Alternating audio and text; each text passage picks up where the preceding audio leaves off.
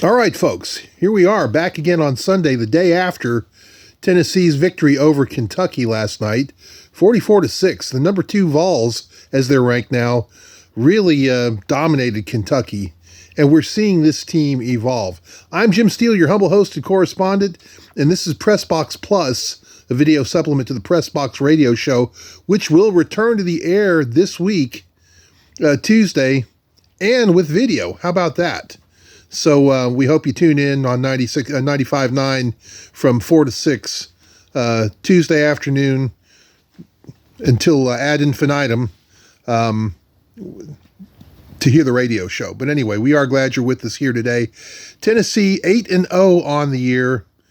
What are they now? 4-0 in the SEC. Who would have thought that going into this season?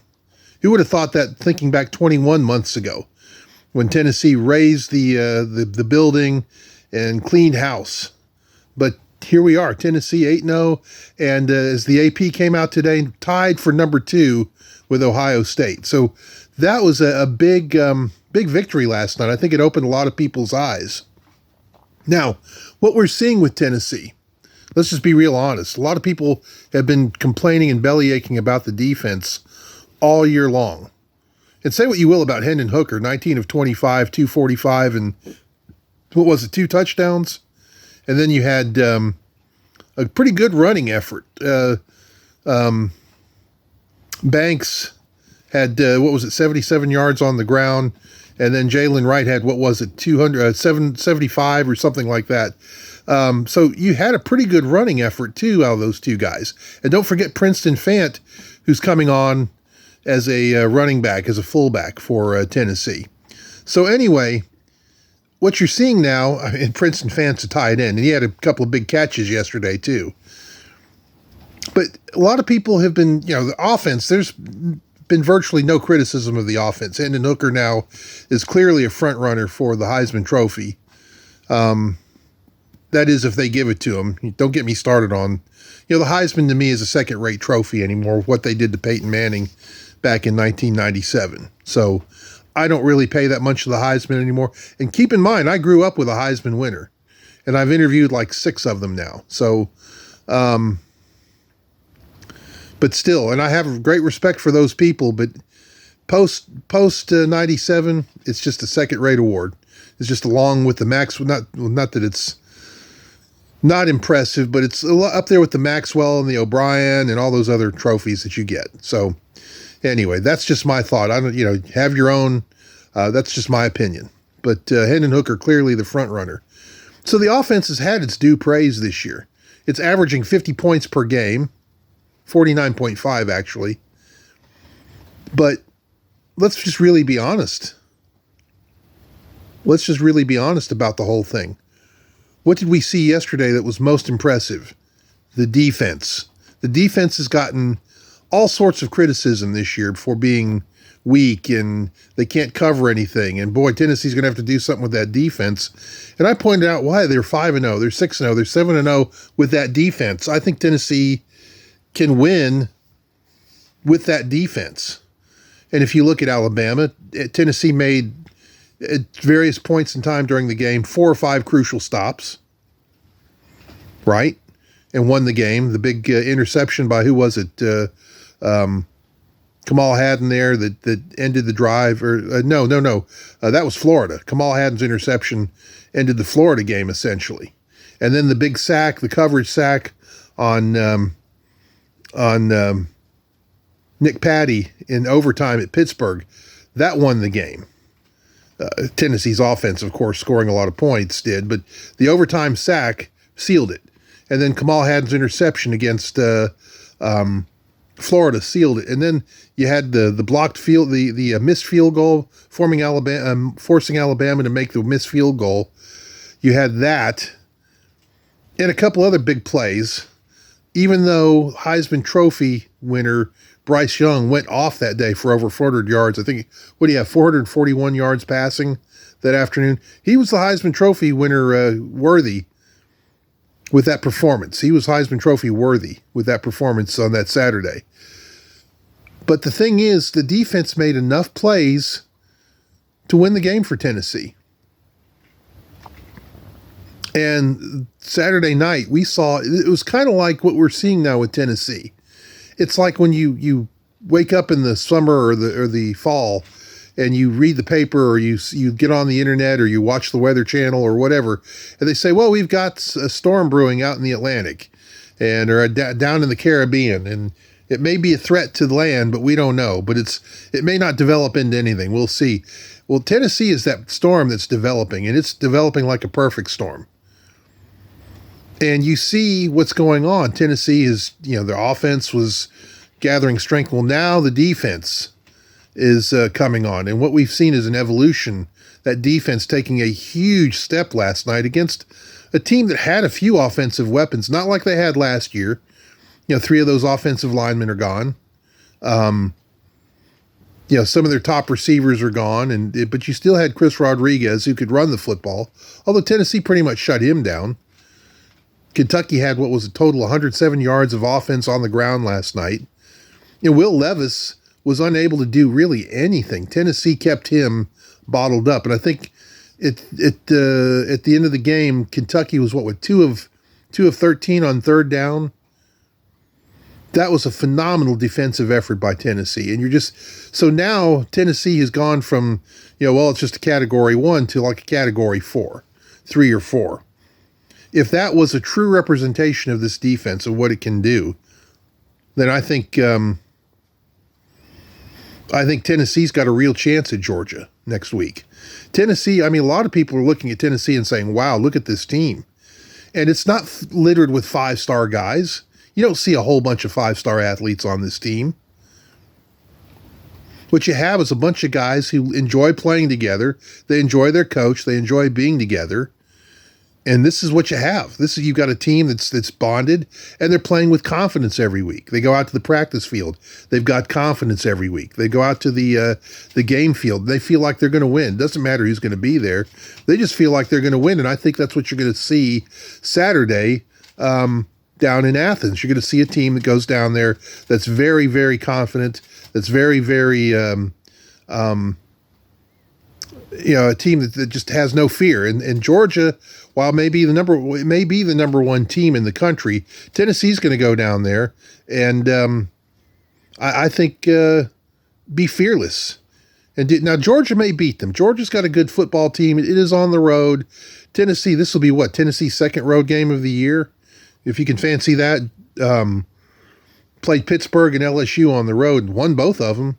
Really demolished LSU, which has kind of come on lately. So yeah, this is a team that has developed into that category 3 or 4 storm heading into Athens.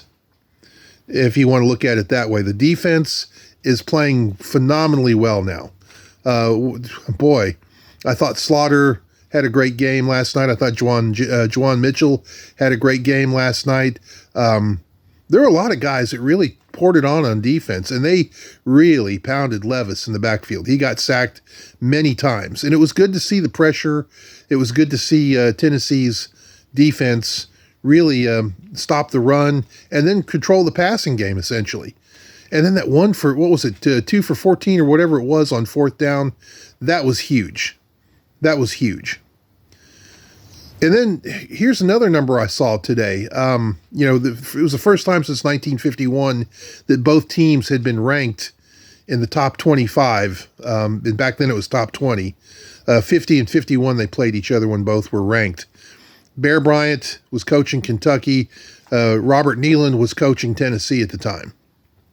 And unbelievable. That was the last time they played. And in 51, of course, Tennessee won the national championship. Now, of course, that was all before the bowl games. Maryland beat Tennessee in the bowl game that year in New Orleans, the Sugar Bowl. Hank Loricello was playing in front of his home crowd and really didn't have a good game that day. But Tennessee did win the national championship in 51, even though it lost the bowl game. They did it differently.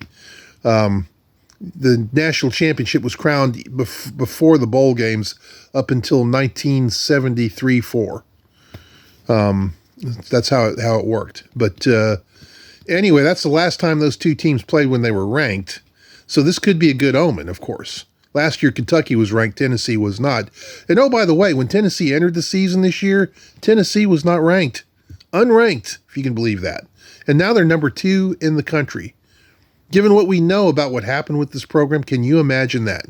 Can you believe that? It's unbelievable. So this is a team that's on the rise. Like I said, it's a storm brewing. It really is. Another stat that I saw today, from 2008 to 2021, Tennessee had 10 wins against top 25 opponents. This year they have half of that. How crazy is that? And this has just been a great year for this football team. So I think the sky's the limit. I think if this team remains confident, takes care of business, it's like Johnny Majors always said, the wind blows the hardest at the top of the flagpole. And Tennessee's going to find that out. There's not going to be any, even after Georgia, when you still have Missouri, South Carolina, and Vanderbilt left, they're going to be bringing their A game because they want to shock the world. They're going to bring it all on those respective Saturdays because they want to beat Tennessee. And I think the fans now, I mean, the thing is, what you're seeing is this fan base that's just really glad to have something to cheer about now. I mean, the falls are fun again. It's not something, well, we're looking forward to basketball, I guess. And you're starting to see that infectious fan base, that infectious jubilation. And it's transcended all sports. I mean, you see what's going on with the basketball team, beat Gonzaga 99-80, and Gonzaga was preseason number 2 in an exhibition the other night. Tennessee, I think preseason is number 11. Lady Vols played Carson Newman today. Don't know what the score was, but I think they won pretty handily. Baseball team, if you look at what's going on with baseball, number 1 ranked team in the country, it's infectious. Things are going well in this athletic department. And when football does well, it's like a tidal wave. It's like a tsunami. So this is what we're seeing. I mean, the defense, if it's playing this well and playing this way next week, if this was not one of those flukes, maybe Kentucky wasn't as good as we thought. Okay, well, then we're going to find out. But if this was legit, if Tennessee actually is a team that can stop people now, that can shut down people. I mean, think about that. Kentucky had the ball 35 minutes last night, 35 minutes and 11 seconds, and only scored 6 points. That's incredible. So if Tennessee is a team that can shut a team down like that, then we got a lot to look forward to if you're a Tennessee fan. And if this was just one of those catching lightning in a bottle moments where everything just fell into place, that's fine. Tennessee's offense can still score, can score on anybody, I'm sure. And we're going to find out about Georgia. Georgia handled Florida pretty well, but had a lapse in that game. What was the final score? 42-20. Had a lapse in the second half. They can't afford those lapses against Tennessee. Florida's an arch rival. So if Georgia does that against Tennessee, it's going to be trouble for the Bulldogs. But this is a big Tennessee win for the program moving forward. Now ranked number 2, tied with Ohio State. Got more first-place votes than Ohio State did. Tennessee got 18, Ohio State 15. But the total vote count was tied, so it's going to be very interesting to see what happens there. But I think defensively, if this is legit defense from Tennessee, then Tennessee can win it all this year. And how crazy would that be, knowing where this program was when Jeremy Pruitt left to where when Josh Heupel took over. And they're still saying we haven't played our best game yet. That's frightening if you ask me. So anyway, those are my thoughts as we look back on yesterday's victory, Tennessee's victory over Kentucky, 44-6 in Neyland Stadium. Next week, 2:30 kickoff Central Time at Athens, Georgia. Is number 1 Georgia hosts number 2 Tennessee. Should be a great ball game. You can hear it on 95.9 starting at 12:30 Central Time on WRJB with the pregame show, and then kickoff is at 2:30. So if you want to tune in there, you can listen to 95.9 FM WRJB, or you can listen to us on the internet, WRJBradio.com. You can listen to the game there. And you can listen to my show. I'll be back Tuesday, November 1st from 4 to 6 p.m. Central Time on WRJB. I'll still do these videos. I think I'm going to keep these things up for a while. It may be just on weekends, since I'll have my radio show going on. But Monday through Thursday on WRJB, you can generally find my show from 4 to 6 p.m. Central Time. And you can join me on Twitter. My handle is Steele Sports, Steele Sports. You can follow me on Facebook. Send me a friend request. I'm Jim Steele, Steele with an E on the end of it. And you can read my column in the Carroll County News Leader, Camden Chronicle, and Dresden Enterprise. So anyway, folks, thanks for joining me. Tennessee wins 44-6 over Kentucky. And we'll have more about this tomorrow probably. And as the weeks go on, Tennessee looking good, folks, and I think they've got a real chance of some fun stuff coming up at the end of the year. I'm Jim Steele again. This has been a Pressbox Plus video, and we appreciate you joining us. Have a great weekend, everybody.